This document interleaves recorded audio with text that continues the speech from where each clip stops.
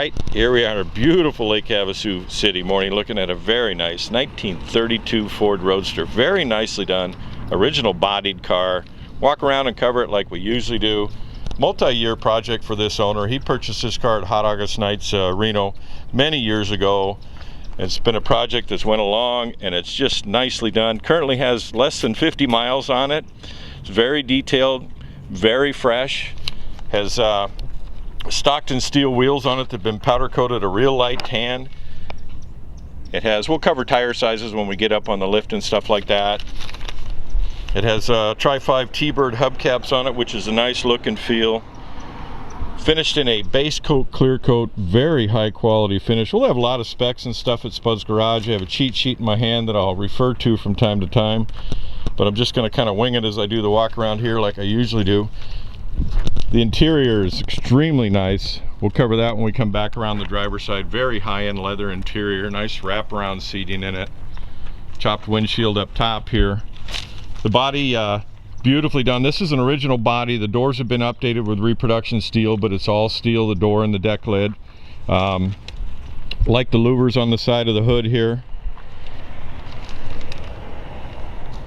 Factory style. I know that the hood panel up front here, these two pieces are all Henry steel, factory original to this car.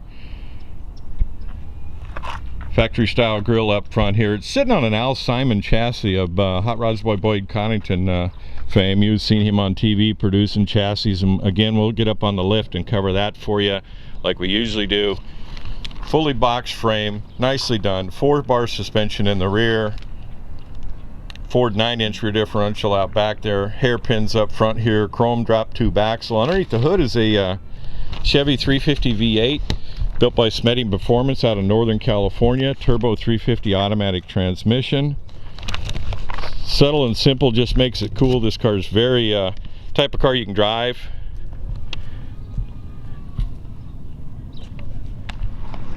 The Calvin itself has been filled and smoothed for a cool smooth look. The windshield's been it's a chopped windshield frame insert.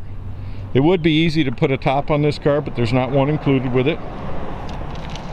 Sid shavers, bop top, anything like that. Factory style hood, louvered hood sides on it. I like the look and the stance with these wheels on it. It's nicely done. Nice turn metal dash insert, full gauges, full instrumentation. The interior is an all leather, high-end, vertically pleated pile carpet. Nice high-end pile carpet on it. The wiring underneath the dash is just beautiful. We'll get it over on the passenger side too, I mean the driver's side. These door sill plates are cool. It's a 37 Ford hood side emblem. The seat actually lifts up, the seat bottom, and it's carpeted underneath there for all your registration and that type of thing. I like the old school style wraparound seating on it. Gives you nice leg room. Low car shifter, leather boot. Not overdone. Doors shut nice. Look at the gaps and everything on this car. It's very nice. We'll cover a lot of details at Spud's Garage. We're just kind of giving you the basics as we do a walk around here. Again, titled as an original 18, model 18, 32 Ford Roadster here in Arizona.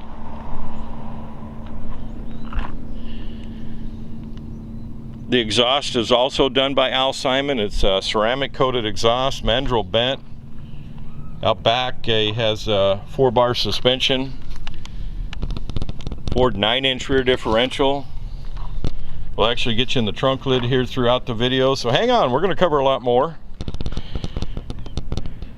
We photoshot it in the shade so you get a good feel of good reflections, but you're also going to pick up a lot of reflections here in the sun video. The metal work was originally done by, or started by, a gentleman, an Australian body man out of Reno that he hooked up with when he bought the body and the rolling chassis. And then the fitting, finish work, painting was done by Decord Hot Rod out of SoCal. The engine we talked about is the Smetting Performance engine. Again, dyno test at 312, 313 horsepower.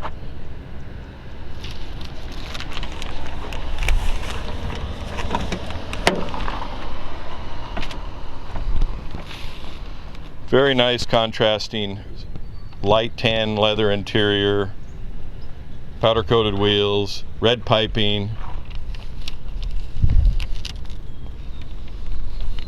Owner's very proud of this car, and he should be. It's a multi-year project. There's a lot of money in this car. Used the best of everything.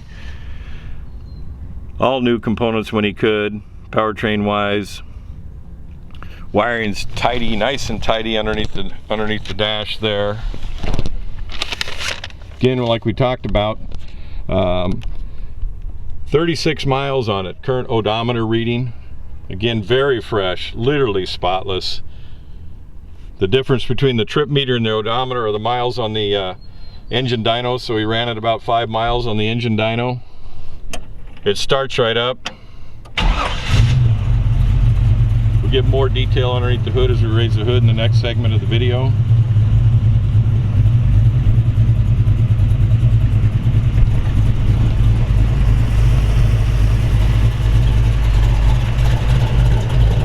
Got a sweet sound.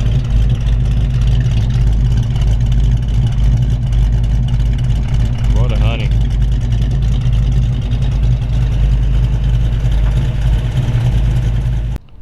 Alright, we'll get you underneath the hood, cover the engine compartment for you. My favorite part, as always, subtle and simple as we talked about during the walk around. Nicely done, very well detailed, simple and clean. Underneath the hood here is a Chevy 350 V8 built by Smetting Performance out of Northern California. It's been dyno tested and run on the dyno. It produces about 312, 313 horsepower at the rear wheels. Has a turbo 350 automatic transmission, Ford 9-inch rear differential. Has a Mallory HEI distributor, Edelbrock Performer intake manifold with a 600 CFM Holley carburetor, ceramic coated headers, short tube block hugger style. The engine itself is built with a standard crankshaft, 30 over. Has Iron Eagle steel heads on it. Nice billet belt drive, or excuse me, chrome belt drive up front here with billet pulleys. When we get to the undercarriage, we actually share the nut and bolts all the way through. The detail on this is very nice. You can see how they put the freeze plugs in, that type of thing. There's a VIN number on the frame here. There's actually one up top here on the firewall. Data tag. Simple dress, just billet valve covers, not overdone. Has a electric cooling fan and a high efficiency radiator in it up front here. One wire GM alternator on it. Get you over here to the passenger side. Same thing over here. A lot of nice little details like the braided lines on the mechanical fuel pump here. All braided lines, low car style throttle cables braided. Again, HEI coil on it. GM mini high torque starter. Has nice little cutouts here. They come out. We cover that on the undercarriage. Just add a nice touch of style to the car. I don't know that I'd uncap them. We'll actually fire it up here for you in just a minute.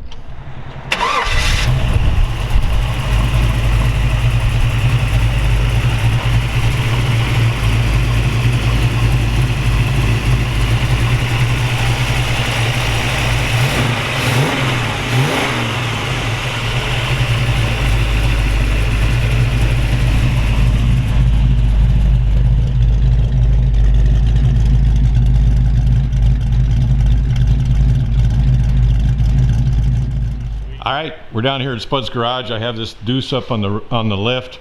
Very nicely done top to bottom. We actually do this portion of the video prior to the day before I do the photo shoot, so I get a good feel for the car. This one's really important to get it up on the lift here and cover it for you. The chassis itself was built by Al Simon. Chassis and exhaust was built by Al Simon. Al Simon, you saw him on Boyd Coddington's Hot Rod Garage.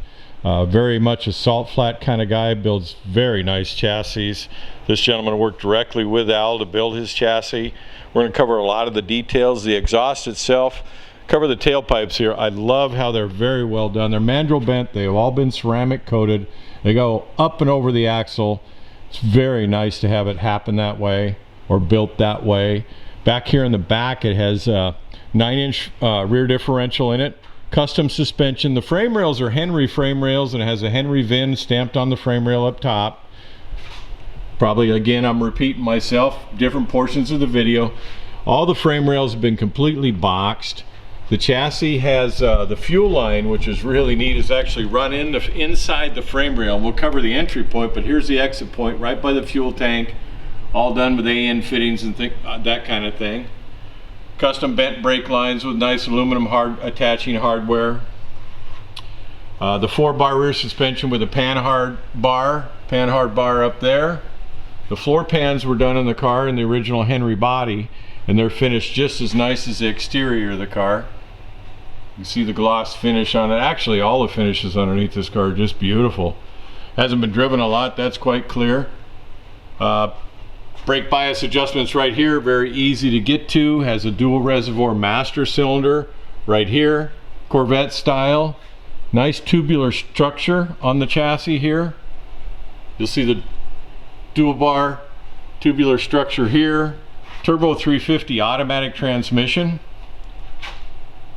Aluminum oil pan on it, trans cooler right here.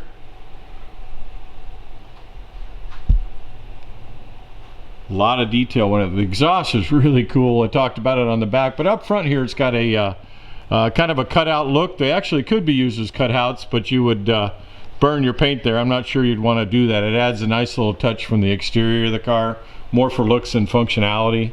Hairpin front suspension with a chrome dropped axle in a traditional style. Has Willwood metric calipers in the front. Has braided lines. Everything's nicely bent. Cross steer, factory style cross steering. Here's where the fuel line actually goes into the frame rail, and it exits out in the back, what we talked about. But just look at the hardware, the nuts and bolts. A lot of time was spent on the little details of this chassis. Overall, kind of gives you a good idea of the car. Single monoleaf buggy spring in the front here. Good ride on this. Again, the chrome dropped axle, gas shocks, adjustable in the rear. One more pass through here. Make sure you go to Spud's Garage, where there's a lot of still photos of this. I took a lot of shots so you get a good feel. You can study it. You can tell the welds, how nice this is done by Al. We'll do a quick walk around the outside if I can cover the tire size for you. The rear tires they're all Toyo Proxies tires. They're 275/60 R17 in the rear. These are Thunderbird hubcaps. Kind of give you a feel of reflections on the body here. The front tires are 215/65 R15.